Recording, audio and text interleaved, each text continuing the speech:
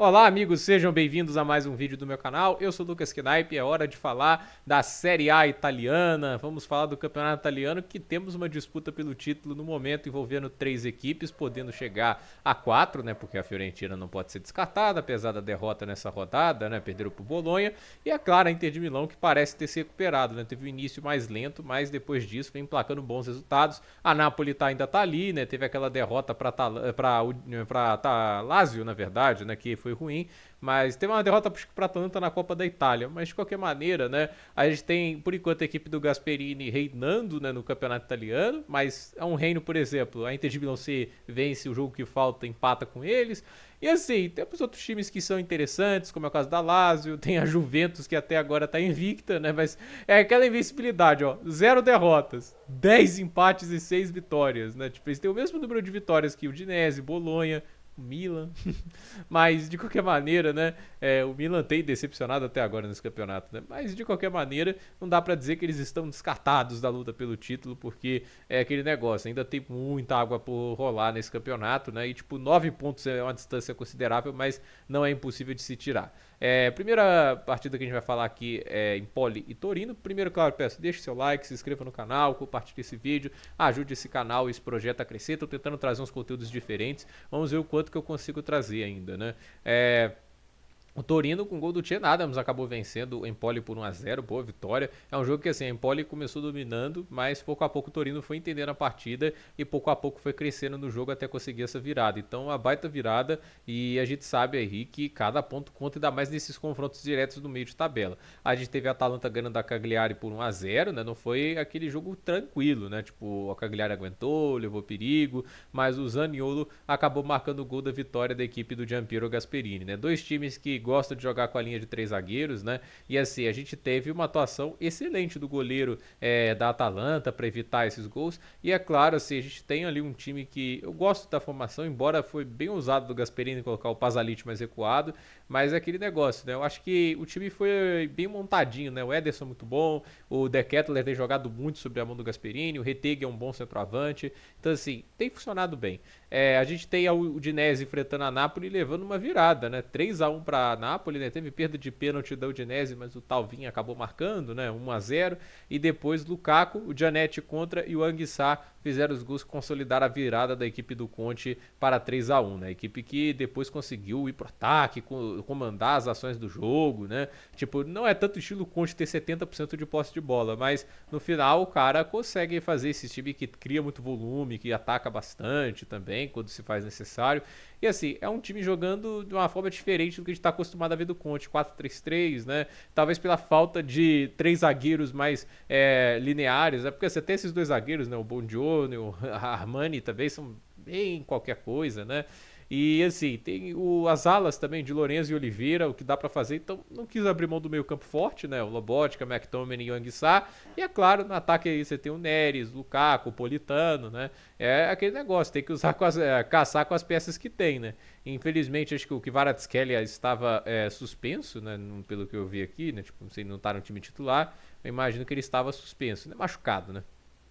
Machucado o Kvicha Kvaratskhelia, mas ele pôde usar aí outras opções. No final, boa atuação do David Neres, que até agora se mostrou uma contratação bem interessante, né? Só tirar aqui o Zerbin daqui. A gente teve um empate, né, da Juventus contra o Veneza, abriu o placar com o Gatti, levou virada e no finalzinho o Vlahovic teve que salvar de pênalti, né? Uma coisa que há de se dizer é que a Juventus perdeu bastante da sua segurança defensiva, né?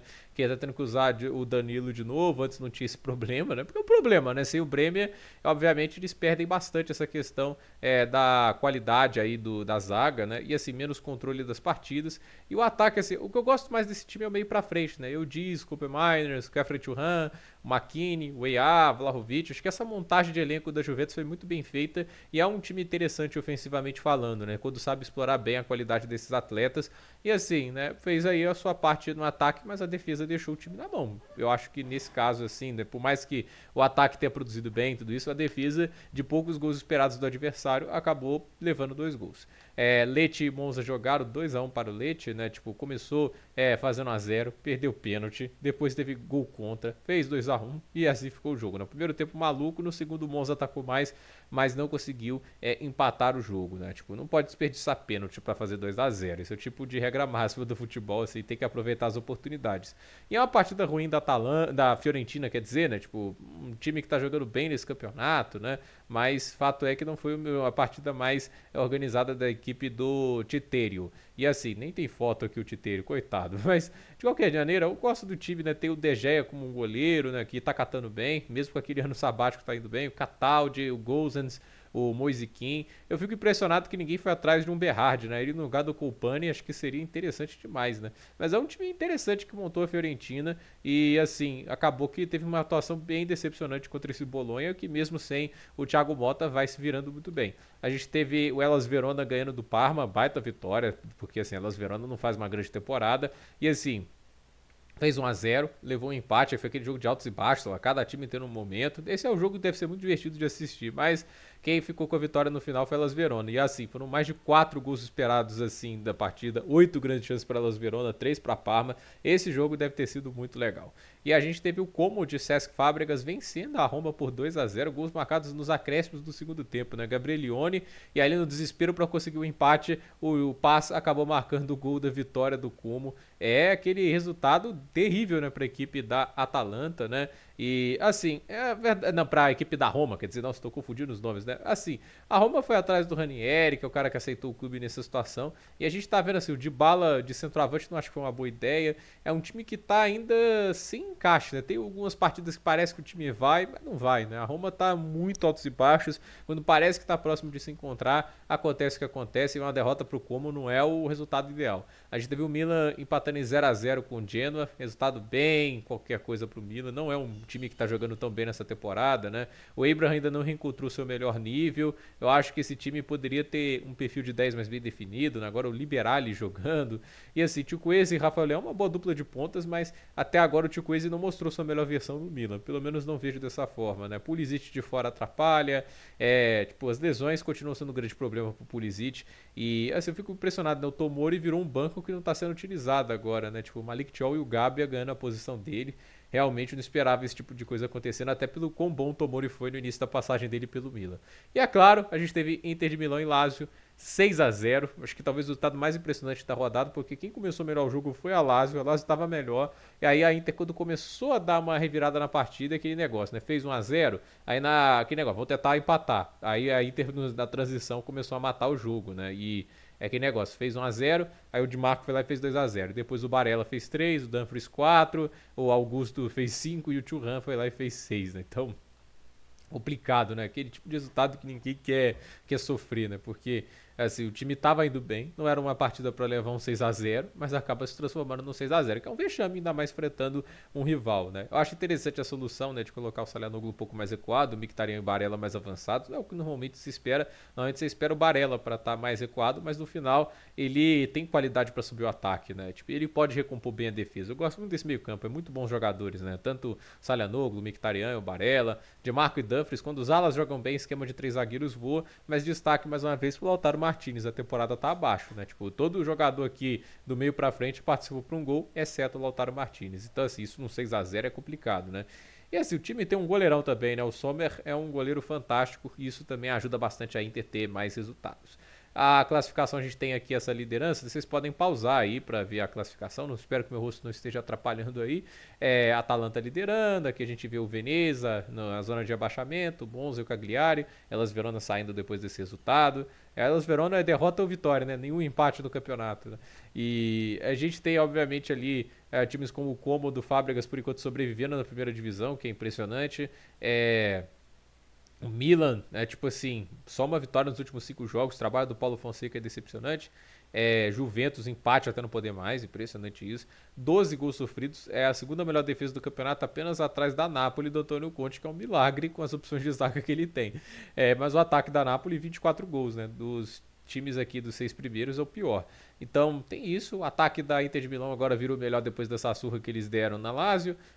A Atalanta tem um equilíbrio interessante, ataque e defesa, mas não melhor que o da Inter de Milão. É aquele negócio, a luta pelo título, para mim, tá entre esses três times, com Fiorentina e Juventus talvez sendo possíveis candidatos, dependendo do padrão de resultados que eles vão emplacar, né? Porque aí também depende do quanto que o elenco sustenta. Mas assim, uma temporada muito boa pra Fiorentina e a Juventus tem que ganhar jogo, não pode ficar só empatando, né? E é uma pena, né, que com a lesão do Bremer, essa defesa que ficou acho que até as 6 ou 7 primeiras rodadas sem sofrer gol, agora já sofreu 12. Então assim, você vê aqui, ó, nos empates, né, tem muito 0x0 e tudo isso, 1x1 contra o Lecce, 2x2 contra o Bolonha, 2x2 contra o Veneza, né, tipo, o time que tá lá na parte de baixo da tabela, ou seja, 5 gols sofridos nos últimos 3 jogos, não é uma boa notícia para a Juventus. Então, vamos ver o que acontece para eles também. Para ver aqui a artilharia do campeonato italiano, vamos colocar aqui. 12 gols pro Retegui, 11 pro Marcos Thuram, é por isso que eu falo do Lautaro, 5, né? A média dele, inclusive, tá amarela, não tá nem verde, né? E a gente também tem 2 assistências para ele, né? O Dusan Vlahovic, 7 gols marcados, uma assistência. O Lukman, 8. O Lukman tá tendo a melhor temporada da carreira, tá? Temporada fantástica do Lukman, 4 assistências. Moisiquim, para mim, uma das surpresas do campeonato, 9 gols e uma assistência. Kvaratskhelia, 5 gols e 3 assistências. Lukaku, 6 gols e 4 assistências. O Pulisic também bem no campeonato. Assistências, o líder, eu imagino que nem estava na lista, o Nuno Tavares da Lazio nem marcou gol, mas 8 assistências. De Ketelaere 5, Lukman 4. Olha, se eu tivesse que dar o prêmio de jogador do campeonato do ano, para mim é o Ademola Lookman. Eu sei que tem o Retegui, o Thuram, mas o Lookman para mim tem impressionado demais. Para mim é o jogador que está melhor nesse campeonato italiano.